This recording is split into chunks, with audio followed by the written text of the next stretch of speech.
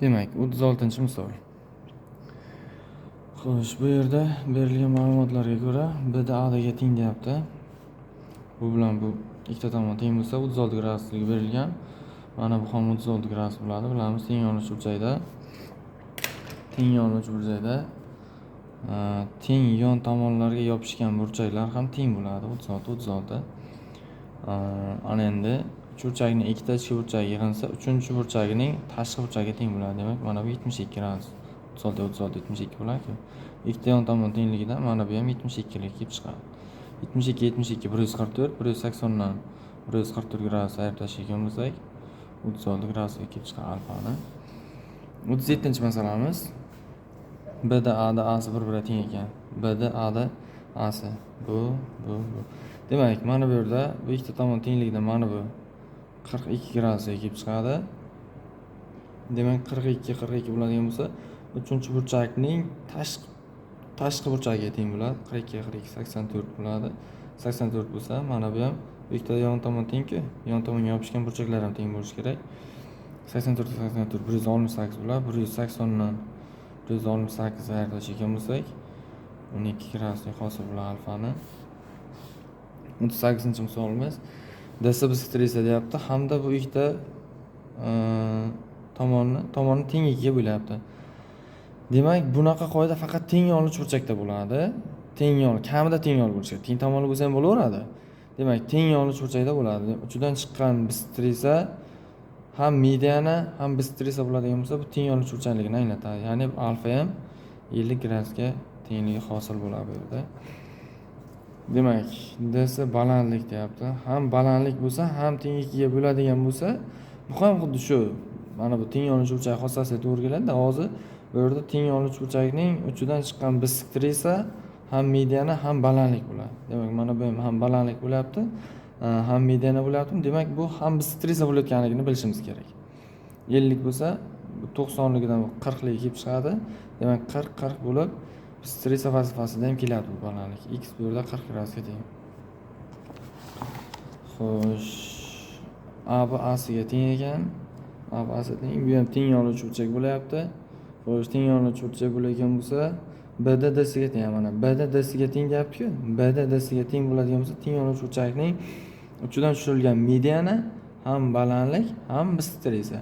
30 bo'lsa, demak 90 bo'lsa, mana bu 60 bo'ladi. Ham bisktrisa deyapmiz-ku, 60 bo'lsa, bu ham 60 bo'ladi. Teng yonuvchi burchak haqidagi masalalar. B A'sini toping debdi bu yerda. A da B da D'si bir-biriga teng bo'lsa, B A'sini toping. B A'si. Katta burchakni topishimiz kerak ekan. Demak, bu yerda mana bu alfa bo'lsa, mana bu ham alfaga teng bo'ladi. Alfaga alfani qo'shadigan bo'lsak, uchinchi burchakning tashqi burchagi mana bu 2 alfa bo'ladi. 2 alfa bo'ladigan bo'lsa, xo'sh, e'tibor qilinglar, bu ham teng yonuvchi burchak bo'lyapti. Mana buni misol beta deb oladigan bo'lsanglar, mana bu ham betaga teng bo'ladi. Xo'sh, endi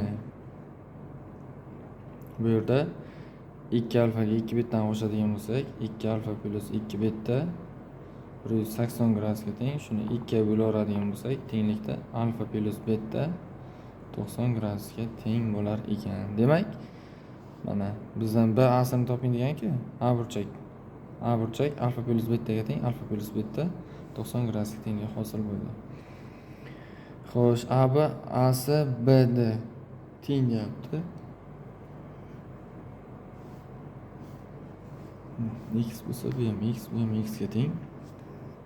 Mana 45 lik berilyapti. A'si B alfani toping. Mana bu alfani topishimiz kerak ekan. Demak, bu yerda xossalar teng yonuvchi burchakning xossalaridan foydalanamiz. Mana X bo'ladigan bo'lsa, katta A bo'lsa ham teng yonli bo'lyapti. Demak, bu alfa bo'lsa, bu ham alfa bo'ladi. Bu yerda ham teng yonuvchi burchak hosil bo'lyapti. Demak, mana bu beta bo'ladigan bo'lsa, mana bu ham betaga teng bo'ladi. Biz alfani aniqlashimiz kerak. Demak, bu yerda alfa plus 2 beta ham 180 gradusga teng bo'lyapti. Alfa plus 2 beta uch burchak ichki burchaklar yig'ilsa, keyin ikkita burchak yig'indisi uchinchi burchak va uchinchi burchakning tashqi burchagiga teng bo'ladi. Bu yerda alfa plus 45 bittaga teng. Hozir bittaning joyiga alfa plus 45 olib qo'yamiz. Alfa plus 2 ko'paytirilgan alfa plus 45 180 gradus. Alfa plus 2 alfa plus 2 kara 45 90 teng 180 gradusga 3 alfa teng 90 alfa 30 gradusga tengligi hosil bo'ladi bu yerda. Xo'sh, 43-misolimiz A'si, B'si, A va uchalasi ham teng ekan. Demak, A'si, B'si, A va uchalasi ham teng bo'lsa, bu teng tomonli uchburchak hisoblanadi hamda burchaklari ham teng bo'lishi kerak. 180 ni 3 ga bo'lsak, 60 gradusdan hosil bo'ladi. Demak, teng tomonli uchburchak tomonlari teng bo'ladi. Tomonlari ham, burchaklari ham o'zaro teng bo'lishi kerak. Bu yerda x plus 24 DYB uchburchagiga e'tibor qilinglar. X plus 24 uchinchi burchakning tashqi burchagiga teng bo'lishi kerak-ku. Ya'ni x plus 24 60 gradusga teng bo'lsa, x bu yerda 24 tarafga minus bo'lib o'tadigan bo'lsa, 36 gradusga tenglik hosil bo'ladi. 36 gradus. Xo'sh, bu yerda kvadrat ekan. Bilamiz, kvadratning burchaklari 90 dan. Shuni inobatga olishimiz kerak. Bu yerda A, Y, B muntazam uchburchak ekan. Muntazam uchburchakni bilamiz. 60 gradusdan burchaklari, to'g'rimi? 60 gradusdan. Bu ham 60 gradus. Endi 60 bo'lsa, mana jamisi kvadratda 90 ku. Bu yog'iga 60 ketadigan bo'lsa, alfaga 30 gradus qoladi. Alfa so'ralgan ekan. Xo'sh, bu yerda ham ABCD kvadrat, ABY muntazam uchburchak. Demak, mana bu 60 bo'lsa, bu ham 60, mana bu ham 60 bo'ladi. Bu 60 bo'lsa, mana bu yerga 30 qoladi. Va tepada nimada ishladik buni? Masalada. Xo'sh, 60 bo'lsa, mana bu yerga ham 30 gradus qoladi.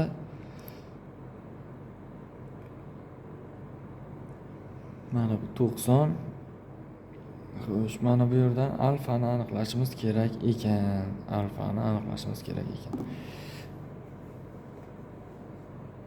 Muntazam uchburchak deyilyapti. Muntazam uchburchak deyilyapti. Bu kvadrat deyilyapti. Bitta tomon umumiy hisoblanyapti. X bo'lsa, bu ham x bo'lsa, mana bu kvadrat bu tomoni x bo'lgandan keyin A da ham x ga teng bo'ladi-ku. Teng yonli bo'lyapti bu.